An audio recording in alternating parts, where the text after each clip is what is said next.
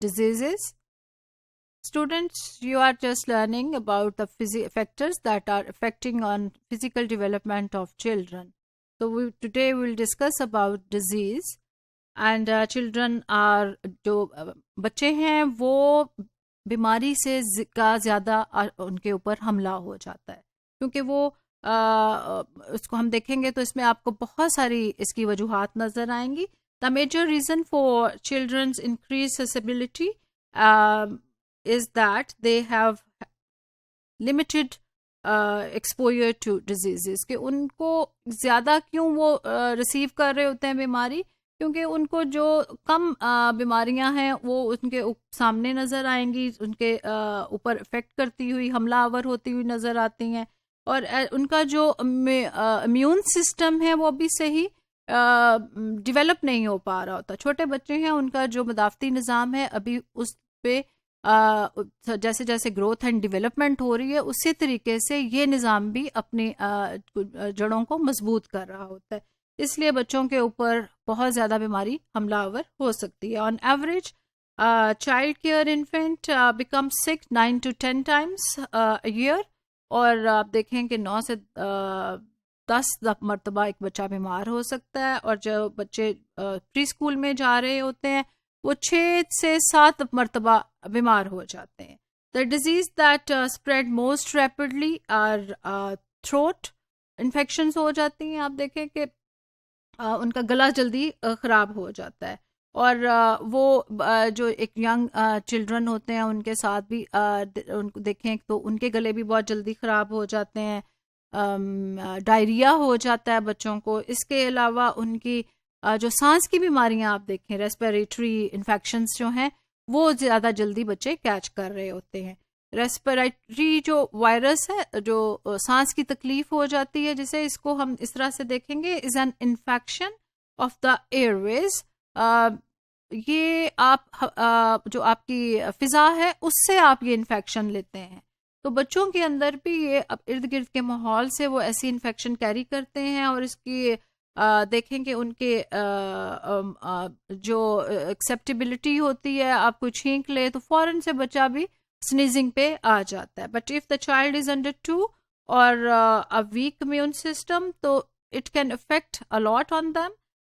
It can inflame the lungs and cause pneumonia. और फिर देखें कि अगर बच्चे ने कैरी कर लिया तो उसका जो बैड इफेक्ट्स और लिंगर ऑन हो जाते हैं तो उनके लंग्स पे असर हो जाता है. जो फेफड़े मुतासिर होंगे तो फिर कहा जाता है कि जी नमूनिया हो गया है.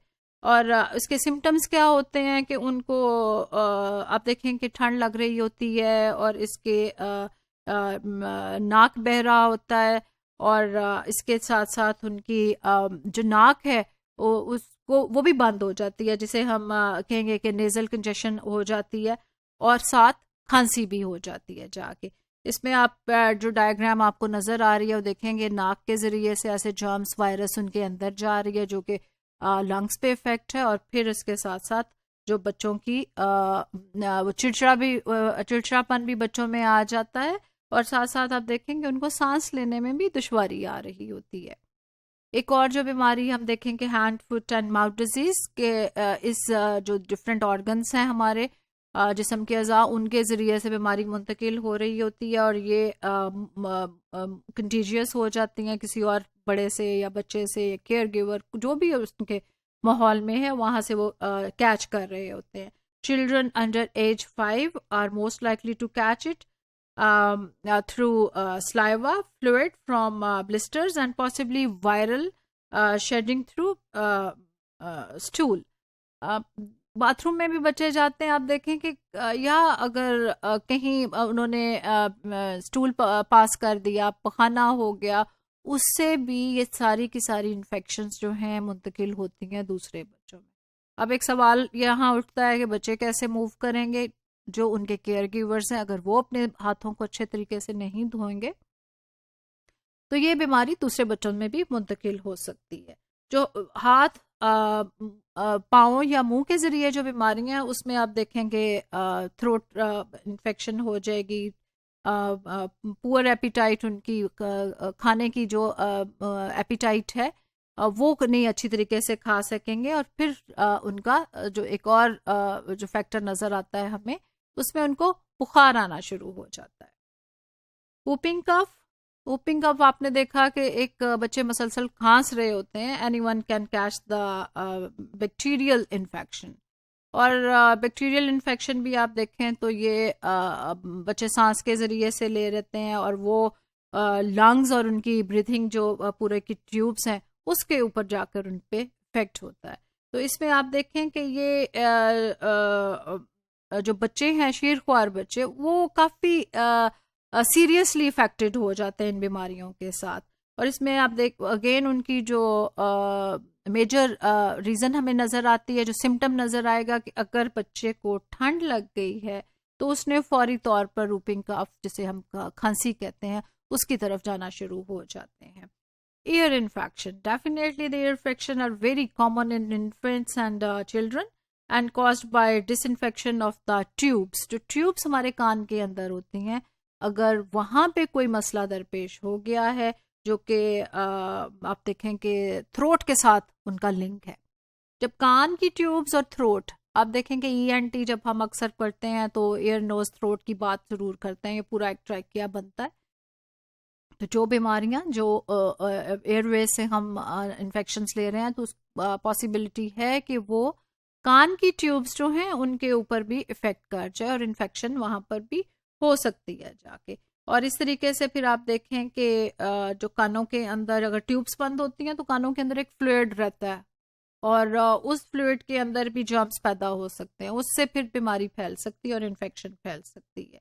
और हम देखें कि ये जब बीमारी हो रही होती है तो उस पर बच्चे कान को हाथ लगाएंगे, बार बार कानों को खुजला रहे होते हैं, बुखार भी हो सकता है। इसके अलावा उनकी कान के अंदर से रतूबत भी बहना शुरू हो जाती है। लेकिन एक बात इसके साथ साथ मैं बताऊं आपको कि जो हमारे ये अंदर ट्यूब्स वैक्स क्रिएट करती हैं, इनका बहुत ज़्यादा साफ करना ज़रूरी नहीं। कुछ जो क्वांटिटी की है वैक्स की, वो रहनी चाहिए कान के अंदर, ताकि वो आपके बच्चे के जो कान है और आप लोगों के कान भी हैं, वो अपनी फंक्शनिंग को बेहतर तरीके से कर सकें। और कॉटन बड लेके उसकी कोई ख़ास ज़्यादा ज़रूरत नहीं है कि आपने कान को सब साफ करते रहना है, इससे भी उनके कानों में इन्फेक्शन हो सकती है। ग्रुप जो खुश खांसी आप देखें, जैसे सिर्फ वो खांसते हैं और आवाज़ बड़ी धीमी भी हो जाती बच्चों की, कॉन्टिन्यूस ये चल रहती हैं चीज़ें, इसको क्रूप को कहते हैं। Croup is a common in young children. A number of different viruses cause this cough. और हम देखें कि ये बीमारी जो है ये इन्फ्लेमेशन ऑफ अपर एयरवेज से होती है। अगेन आप देखें कि आपकी फिजा का साफ होना कितना ज़रूरी है, इंक्लूडिंग द लेरिंग्स। लेरिंग्स क्या है आपका, जिससे कि ये जैसे ये जो बॉक्स है मेरे जिससे आवाज़ आती है, उसको हम कहते हैं वॉइस बॉक्स। और ट्रैकिया जो विंड पाइप है, इसमें स्वेलिंग हो जाती है, इसमें इन्फेक्शन हो जाती है सारे। और इसमें आप देखें कि एक अजीब सी खांसी की आवाज़, जिसे हम बाकिंग कफ भी कहते हैं, वो आ जाती है।